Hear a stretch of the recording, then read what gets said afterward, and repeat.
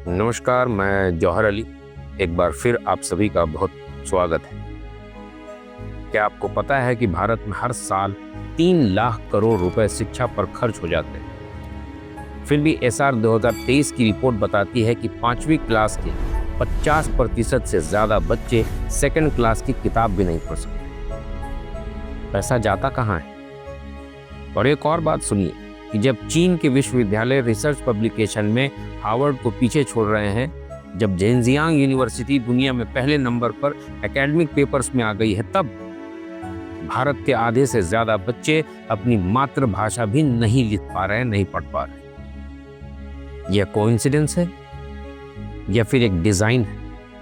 आज मैं आपको बताऊंगा कि कैसे भारत की शिक्षा व्यवस्था एक ऑर्गेनाइज्ड स्कैम बन गई है, कैसे करोड़ों रुपए गायब होते हैं, कैसे सरकारी फाइलों में स्कूल हैं पर जमीन पर नहीं। अगले कुछ मिनट में आप जो देखेंगे वो आपको हैरान करेगा। 1964 याद कीजिए, जब नींव थोड़ी सी कमजोर पड़नी शुरू हुई। सवाल पूछिए खुद से कि हम कहां गलत हुए उस वक्त। 1964 में कोठारी कमीशन ने साफ कहा था, स्पष्ट कहा था कि जीडीपी का 6% एजुकेशन पर खर्च करो। 60 साल से ज्यादा हो गए और हम सिर्फ 4.5 पर पहुंच पाए, वो भी बमुश्किल खींचतान के। लेकिन असली सवाल यह नहीं है कि क्या हो रहा है, क्यों पहुंच पाए या न पहुंच पाए। असली सवाल यह है कि जो भी पैसा आता है वो जाता कहाँ है। 2001 में एक ग्रैंड डिसेप्शन शुरू हुआ। एक कहानी ध्यान से सुनिए आप। सर्व शिक्षा अभियान के बारे में आपने सुना? सर्व शिक्षा अभियान 2001 में शुरू हुआ। टारगेट क्या था? 2010 तक हर बच्चे को स्कूल भेजेंगे। बजट लाखों करोड़। रियलिटी है कैग की कि 2012 की एक रिपोर्ट आई जिसमें यह खुलासा हुआ था कि 33% स्कूल भवन अधूरे पड़े। 8,000 करोड़ रुपए जो मिड डे मील के थे वो गायब हो गया था। मिड डे मील का पैसा गायब है। और घोस्ट टीचर जो सिर्फ कागज पर मौजूद थे, क्लासरूम में मौजूद नहीं थे। 2012 की कैग रिपोर्ट है। उसके बाद यह एक पैटर्न इमर्ज हुआ। 2015 में राइट टू एजुकेशन एक्ट के तहत 1.2 यानी 1,20,000 स्कूल कागज पर बने हुए थे। DESC डेटा 2016 की हकीकत है। मैं एक बात बता दूं आपको कि 40% स्कूलों में बिजली नहीं, 30% स्कूलों में शौचालय नहीं, और बजट में जो खर्च दिखाया गया वो पूरा का पूरा। 2018 आया, वर्ल्ड बैंक ने थप्पड़ मारे। भारत लर्निंग पॉवर्टी इंडेक्स में 55% पर था। मतलब आधे से ज्यादा बच्चे 10 साल की उम्र में बेसिक रीडिंग भी नहीं कर सकते थे। 2020 आ गया, पेंडेमिक आ गया। पेंडेमिक ने नकाब उतार दिया। यूनेस्को की रिपोर्ट कहती है कि 32 करोड़ छात्र प्रभावित हुए इससे, लेकिन सिर्फ 24% के पास ऑनलाइन रिसोर्सेस थे। आप बताइए, इतनी बड़ी असफलता क्या सच में यह नाकामी है या फिर एक पैटर्न है, एक नक्शा है? आप पैसे को फॉलो कीजिए, पैसे को देखिए कैसे खर्च करता है यह देश पैसा एजुकेशन पे।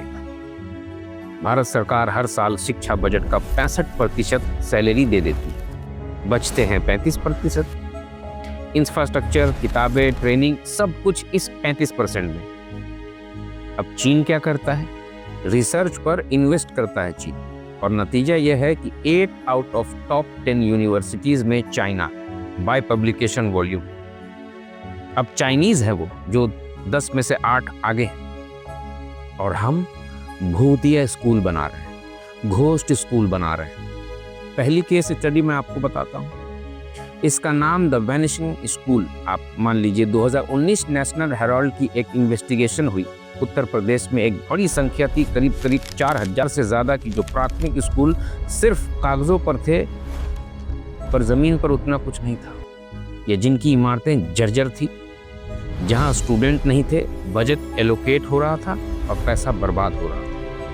उसी साल कैग ने बिहार में पाया कि 500 करोड़ से ज्यादा स्कूल निर्माण प्रोजेक्ट में खर्च हुए और 340 करोड़ अकाउंटेंट थे उनमें से।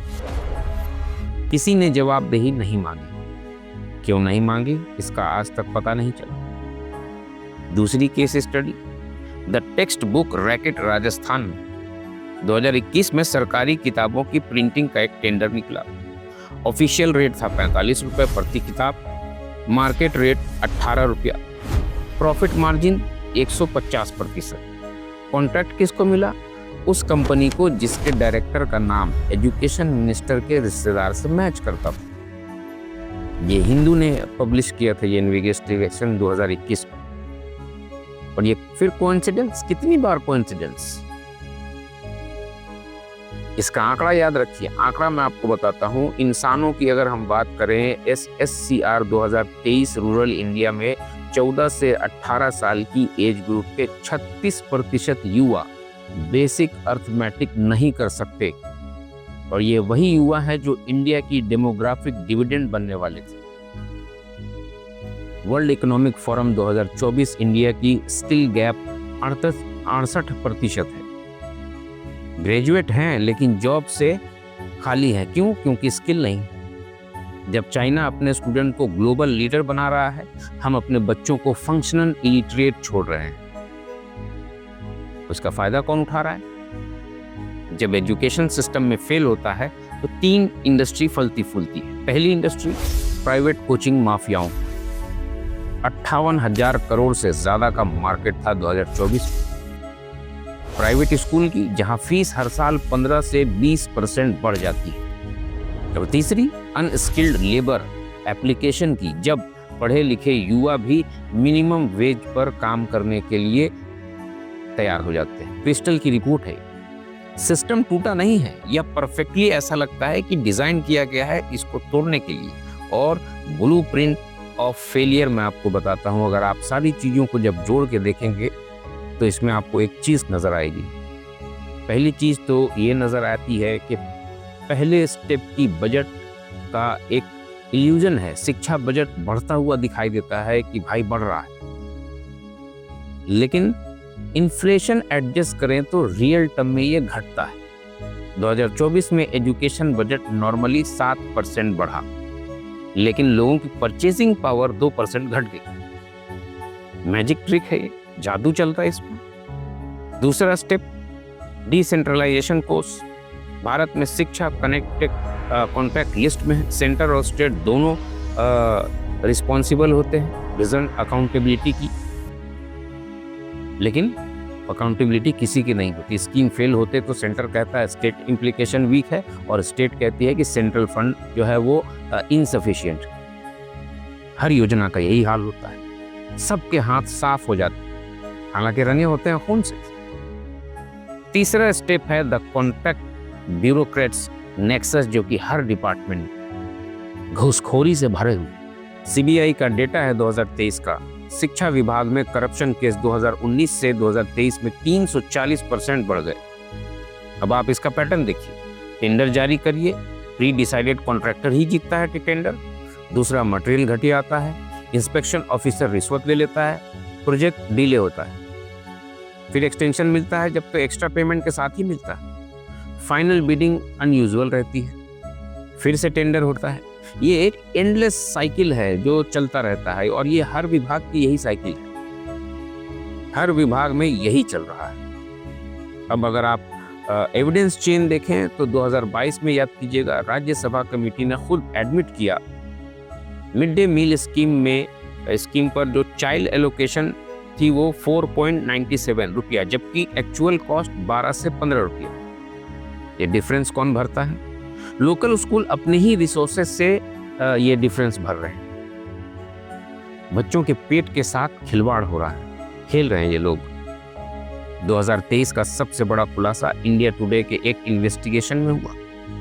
दिल्ली के करीब 1200 सरकारी स्कूलों में से 400 में बेसिक इंफ्रास्ट्रक्चर उस समय नहीं थे, लेकिन MLA local area development fund से हर साल करोड़ों रुपए एलोकेट कराते हैं स्कूल डेवलपमेंट के नाम पर। तो ये पैसा पता नहीं कहाँ जाता है। पैसा आता तो है, खर्च दिखता है, डेवलपमेंट नहीं होता। कागज पर सब मौजूद है, बीच में ऊपर से कोई भूत ले जाता है। यह एक मिस्ट्री है इस देश की। और असली साजिश अगर आप देखने चलेंगे तो यह सब कुछ साफ करता है कि यह कोई इंसिडेंस बिल्कुल नहीं है। डिलिब्रेट रणनीति लगती है। पुअर एजुकेशन, अनस्किल्ड वर्कफोर्स और चीप लेबर बनाए रखिए। Systemic failure, private sector dependency बढ़ेगी और एजुकेशन सिर्फ अमीरों के लिए, एलीट लोगों के लिए, गरीब बच्चा पढ़ ही नहीं पाएगा। ब्यूरोक्रेटिक ओपेसिटी, उसके बाद करप्शन सेंचुरी बनेगा और मनी लॉन्ड्रिंग के थ्रू एजुकेशन स्कीम्स वैसे ही घुमा दिए जाएंगे। जो लोग सोचते हैं कि यह सिर्फ एक मिसमैनेजमेंट है तो वो बहुत गलत सोच रहे हैं। यह इकोनॉमिक मॉडल है। गरीब अनपढ़ वर्क फोर्स एक प्रोडक्ट है जिसकी डिमांड है मार्केट। जब चाइना अपनी यूनिवर्सिटीज को हार्वर्ड से आगे ले जा रहा है, रिसर्च में हम अपने बच्चों को जानबूझकर पीछे रख रहे हैं क्योंकि एजुकेटेड सिटीजन सवाल पूछते हैं, अनएजुकेटेड वर्कफोर्स सवाल नहीं पूछते। तो ये एक वेकअप कॉल है। हमें सीखना चाहिए कि अनपढ़ कोई इंडिविजुअल फेल्यूर नहीं है, यह एक सिस्टमिक क्राइम है। 3 लाख करोड़ का बजट है पर 50% बच्चे functional illiterate. Ghost school, ghost teacher, ghost infrastructure, real correction, corruption. अगले कुछ सालों में अगर यह सिस्टम नहीं बदला तो 2030 तक आप जानते हैं क्या होगा? इंडिया की डेमोग्राफिक डिविडेंड डेमोग्राफिक डिजास्टर बन जाएगी। मुश्किल से प्राइवेट एजुकेशन की मोनोपोली होगी। कंप्लीट मोनोपोली, गरीब की पहुंच से ये मोनोपोली बाहर हो जाएगी। मतलब पढ़ा ही नहीं जाएगा, वो पढ़ ही नहीं पाएगा। चाइना अपने छात्रों को ग्लोबल स्टेज पर भेज रहा है, हम अपने स्टूडेंट को कोचिंग सेंटर्स भेज रहे हैं। आखिरी सवाल, ये सिर्फ एजुकेशन की बात नहीं है, ये इंडिया के फ्यूचर की बात है। जब एक देश अपने बच्चों को एजुकेट नहीं कर सकता तो सुपर पावर नहीं बन सकता। जिस सिस्टम में लूट है, रिफॉर्म में नहीं, तो चेंज कहां से आएगा? आप क्या कर सकते हैं? आप कम से कम पूछिए, आरटीआई के जरिए अपने एरिया के स्कूल के बजट की जानकारी लीजिए। क्या लिया आपने? लोकल रिप्रेजेंटेटिव से सवाल पूछिए, या फिर आप चुप बैठकर ये सब होते हुए देखते रहिए। क्योंकि याद रखिए, अगर यह होता रहा तो आप खुद से ही नजर नहीं मिला पाएंगे, क्योंकि आपका बच्चा कल आपसे सवाल करेगा। जिस दिन हर भारतीय इस स्कैम को समझेगा, उस दिन से बदलाव शुरू हो जाएगा। सवाल बस इतना है कि आप तैयार हैं या नहीं, क्योंकि यह 3 लाख करोड़ की लूट का सच कि किस तरह से इस देश को सिस्टमैटिक तरीके से अनपढ़ बनाए रखा जा रहा है। सवाल पूछिए। फिलहाल आज के लिए इतना ही। अगले किसी स्टोरी के साथ फिर जल्दी मुलाकात होगी। बहुत बहुत शुक्रिया।